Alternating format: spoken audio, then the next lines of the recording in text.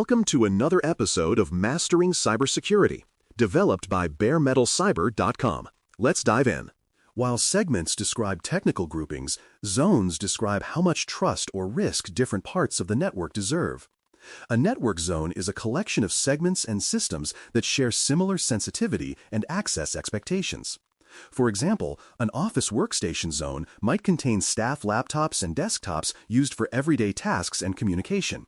A production zone might hold the systems that run your main website, payment processing, or clinic scheduling records. A guest zone might contain visitor phones and tablets that should never touch business-critical resources directly. Thinking in zones helps you separate conversations about risk from the wires and devices underneath. You can say the guest zone is untrusted, the office zone is moderately trusted, and the production zone is highly trusted. Policies, firewall rules, and monitoring can then follow these trust labels rather than treating everything exactly the same. This mental structure turns a messy network drawing into a clear story about which areas deserve stronger protection. Once zones are defined, segmentation becomes the tool that enforces the boundaries between them day after day. Firewalls play a central role in segmentation because they sit at the borders between segments and zones, deciding what may pass. A firewall is a device or software service that inspects network traffic and applies rules about which connections are allowed or blocked. In our office story, you might place a firewall between the guest segment and the rest of the internal environment. Rules on that firewall could allow web browsing and simple name lookups while blocking attempts to reach internal servers directly. Another firewall could sit at the edge of the production zone, permitting only the specific application traffic that office users genuinely need. Everything else, including strange remote management attempts or random file sharing protocols, would be quietly dropped or logged for review. By placing firewalls at these gateways, you turn simple VLAN groupings into enforceable security boundaries with clear traffic contracts. Good segmentation design usually pairs logical separation, such as VLAN membership, with specific firewall policies that reflect business needs. The goal is not to block everything, but to make every allowed path intentional, documented, and limited to what work actually requires. Over time, these border firewalls become important control points where monitoring, logging, and alerting watch for unusual or dangerous movements. Alongside firewalls, many network devices support the Access Control List, ACL, which provides additional fine-grained traffic control. An access control list is a simple, ordered set of rules attached to an interface, describing which traffic is allowed or denied. In our office scene, the router between office and production segments might hold an ACL that allows only application traffic on specific ports. That same ACL could block older, risky protocols or unexpected management connections that have no business crossing between those areas. On the path between the guest segment and the internal environment, another ACL might allow web traffic while denying most other types. Access control list entries usually match on source addresses, destination addresses, and sometimes application ports, making the rules quite flexible. Although the syntax may feel intimidating at first, the mental model remains straightforward, describing who may talk to whom under which conditions. Combined with VLAN segments and firewall zones, ACL rules help turn abstract segmentation plans into actual enforced behavior. Beginners mainly need to remember that these features provide detailed doors inside broader walls, allowing precise adjustments without redesigning everything. When used carefully, access control lists reduce unintended pathways across segments and support cleaner, more predictable network flows overall. Designing segmentation begins with mapping trust levels, not drawing cables, because you first decide which systems deserve stronger protection. Start by listing major groups, such as employee workstations, public-facing websites, internal business applications, and critical databases holding sensitive information. Give each group a trust label, perhaps high for sensitive records, medium for employee tools, and low for guests or public services. These labels describe how much damage would occur if that group were compromised or misused by someone with access. High trust zones, like payment databases or health records, should sit in tightly controlled segments with very few allowed paths in or out.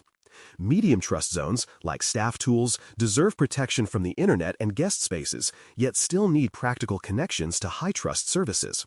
Low trust zones, like guest Wi-Fi or external partner networks, should be treated as potentially hostile, limited to strictly necessary paths. Once zones have labels, engineers place systems into corresponding segments, then write firewall and ACL rules that reflect those trust decisions. A common, safer alternative to ad hoc design is starting with trust diagrams first, because diagrams reveal where overly generous access could appear. By thinking in trust levels, you avoid hiding important exposure decisions inside low-level configuration files that few people ever read. One of the strongest benefits of segmentation appears when something goes wrong, such as malware infection or a successful phishing attack. Attackers who compromise one device usually try to move sideways, a process often called lateral movement, searching for more valuable targets. In a flat network, every other system, including servers, printers, and cameras, sits just one small step away from that first foothold. With strong segmentation, the path from a compromised workstation to a production server must cross firewalls and ACL boundaries. Those boundaries may block unknown traffic, require additional authentication, or trigger alerts when unusual patterns appear between zones. Even if attackers manage to move into a medium trust zone, further segmentation can still keep them away from high-trust databases. This containment effect does not remove the need for patching, logging, or phishing training, but it adds a safety net. When a small clinic segments administrative systems away from exam room tablets, a single compromised tablet cannot immediately endanger every central record. Segmentation therefore turns security into layers, where breaking one area does not automatically shatter the entire environment at once. For beginners, remembering that segmentation slows attackers, limits damage, and buys investigation time captures much of its purpose.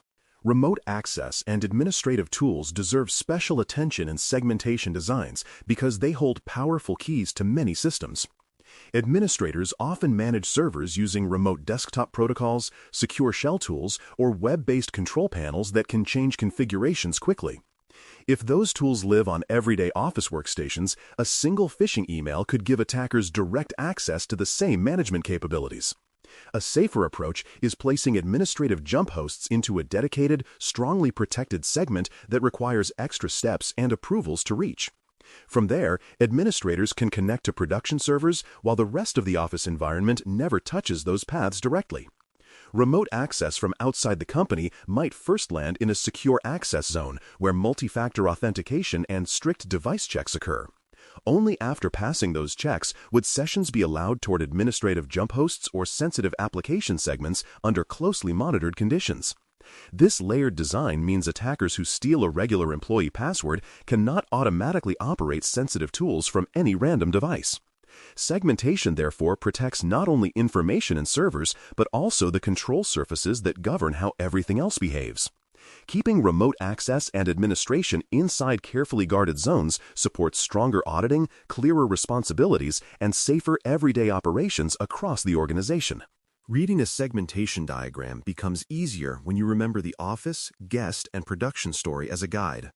Imagine a page showing rectangles labeled Guest Wi-Fi, Office Workstations, and Production Servers, with lines and symbols connecting them together.